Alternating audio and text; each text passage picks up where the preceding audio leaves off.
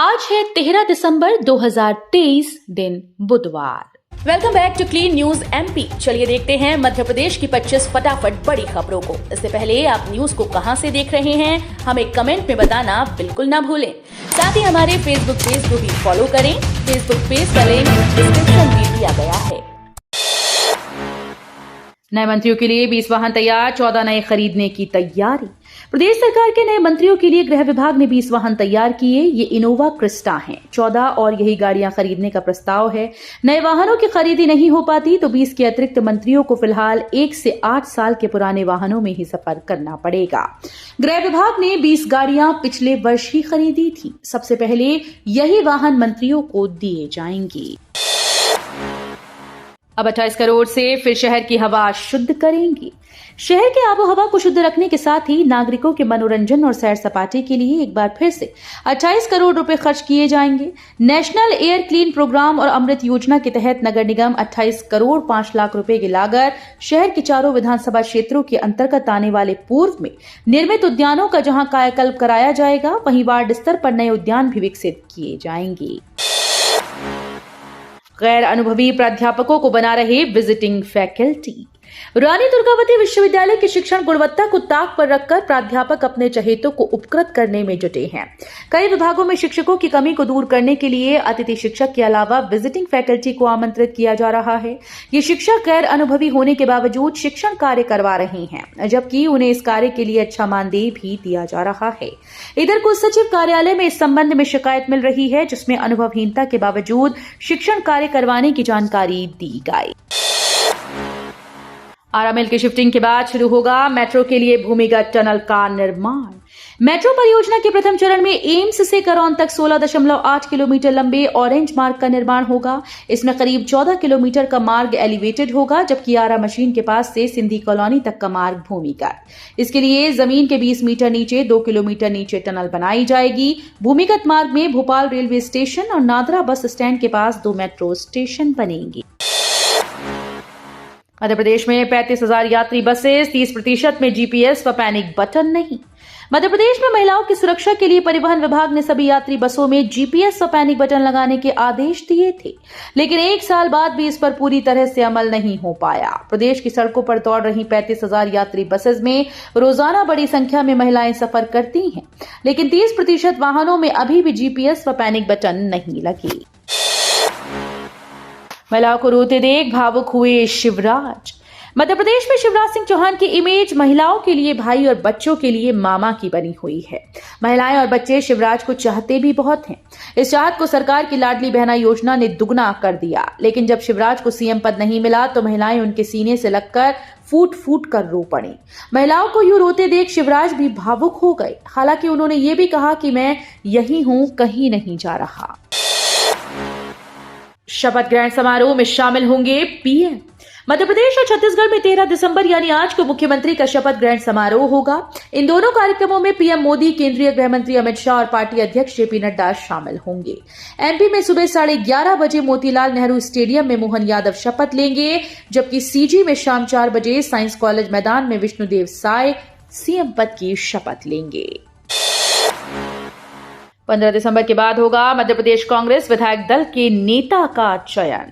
मध्य प्रदेश कांग्रेस विधायक दल के नेता का चयन 15 दिसंबर के बाद होगा। इसके लिए विधायक दल की बैठक बुलाई जाएगी, जिसमें केंद्रीय पर्यवेक्षक उपस्थित रहेंगे। पूर्व नेता प्रतिपक्ष अजय सिंह, विधायक दल के मुख्य सचेतक रहे रामनिवास रावत, पूर्व मंत्री बाला बच्चन और उमंग सिंघार के नाम दावेदारों में प्रमुखता से सामने आए हैं।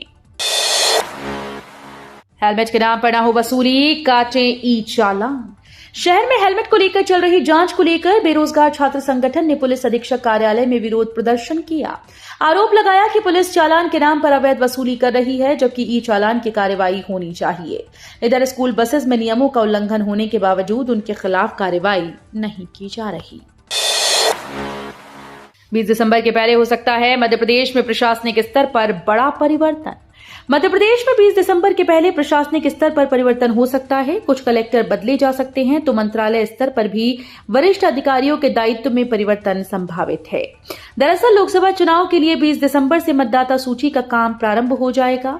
इसके बाद न तो कलेक्टर और जिला निर्वाचन अधिकारी को बिना निर्वाचन आयोग की सहमति से हटाया जा सकेगा और न ही 64,626 बूथ लेवल ऑफिसर के तबादले किए जा सकेंगे। अपने लिए कुछ मांगने से पहले मैं मरना बेहतर समझूंगा, सीएम हाउस से विदाई भाषण में बोले शिवराज सिंह चौहान। मध्य प्रदेश के निवर्तमान मुख्यमंत्री शिवराज सिंह चौहान ने कहा कि मैं बहुत संतुष्ट हूं। 2005 में मैं सीएम बना, वो सरकार उमा भारती की मेहनत से बनी थी। अब मैं संतुष्ट हूं। वर्तमान जीत में केंद्र और राज्य की अन्य योजनाओं के साथ लाडली बहना योजना का भी योगदान है। मध्य प्रदेश के निवर्तमान मुख्यमंत्री शिवराज सिंह चौहान ने अपने निवास पर प्रेस कॉन्फ्रेंस बुलाई। पत्रकारों ने पूछा कि चुनाव जीतने के बाद आपने दिल्ली नहीं जाने की बात क्यों कही थी। जवाब में शिवराज ने कहा कि अपने लिए कुछ मांगने से पहले मरना बेहतर है। साल 2023 में 160% रिटर्न देने वाली सरकारी कंपनी को मिला 543 करोड़ का ऑर्डर।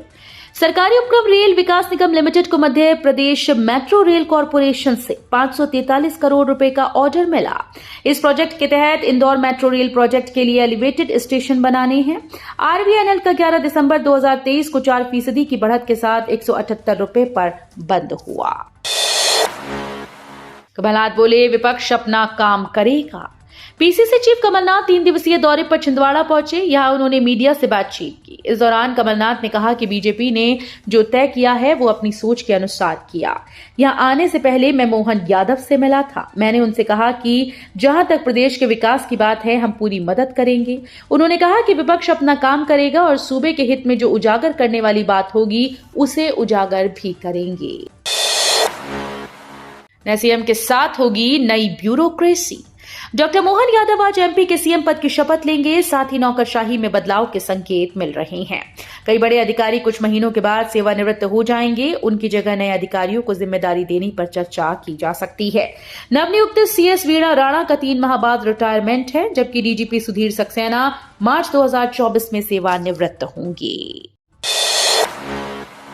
इंदौर कलेक्टर ने एक ही दिन में 62 दिव्यांगों के लिए स्वीकृत कर दी रेट्रोफिटिंग स्कूटी।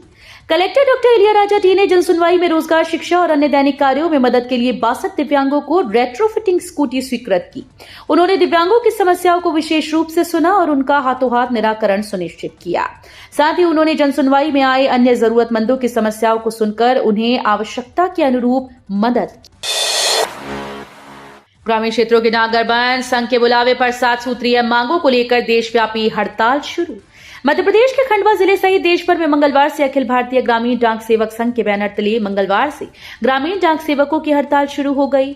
डाक सेवकों की हड़ताल के चलते देश भर के ग्रामीण क्षेत्रों के डाकघरों में तालाबंदी हो गई, जिसका असर यहां के डाक सेवाओं पर पड़ेगा। ऑपरेशन विजय सफल, बोरवेल से सुरक्षित बाहर निकाला गया मासूम। अलीराजपुर जिले में जारी ऑपरेशन विजय सफल हो गया। 20 फीट गहरे बोरवेल में गिरे मासूम को बाहर निकाल लिया गया। बच्चे को फौरन अस्पताल ले जाया गया, जहां उसे प्राथमिक उपचार दिया जा रहा है। विजय को डॉक्टर्स की निगरानी में रखा गया। बता दें कि अलीराजपुर के खंडाला गांव के डावरी फलिया में एक 5 साल का मासूम विजय बोरवेल में गिर गया था। उज्जैन में डॉक्टर मोहन यादव के घर पर बढ़ाई गई सुरक्षा।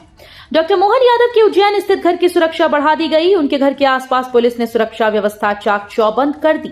घर के आगे मेटल डिटेक्टर मशीन लगाई गई है। आने जाने वाले हर व्यक्ति की पहले चेकिंग की जा रही है, उसके बाद ही घर में प्रवेश दिया जा रहा है।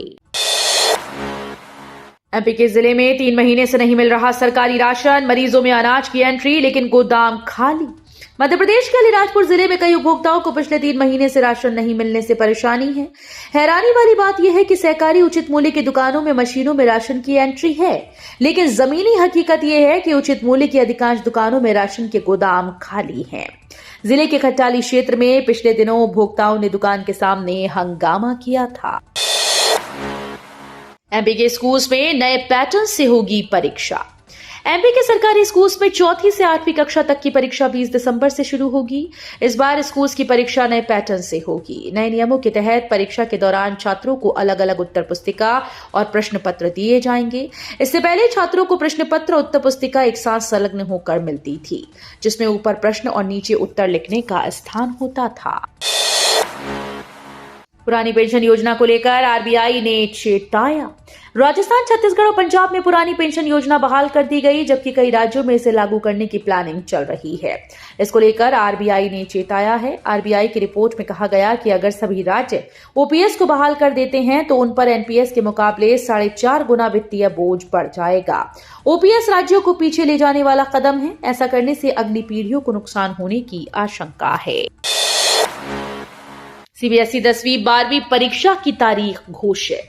सीबीएसई ने 10वीं 12वीं की बोर्ड परीक्षा के लिए तारीखों का ऐलान कर दिया। 10वीं की परीक्षा 15 फरवरी से 13 मार्च तक होगी, जबकि 12वीं की परीक्षा 15 मार्च से 2 अप्रैल तक।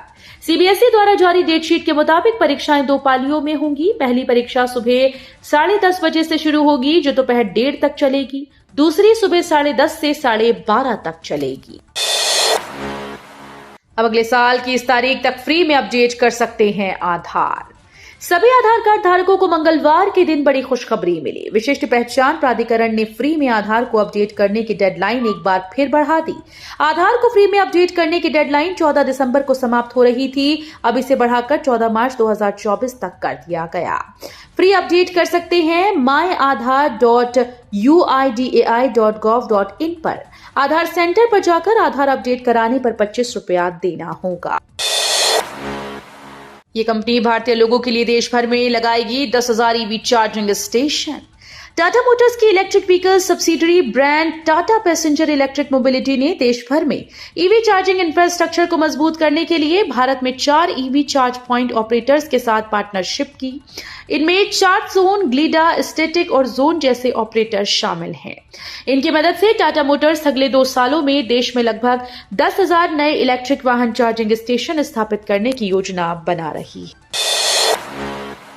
मोहन ने दी भजनलाल को सीएम मनोनीत होने पर बधाई। राजस्थान के मनोनीत सीएम भजनलाल शर्मा को एमपी के मनोनीत सीएम मोहन यादव ने बधाई दी।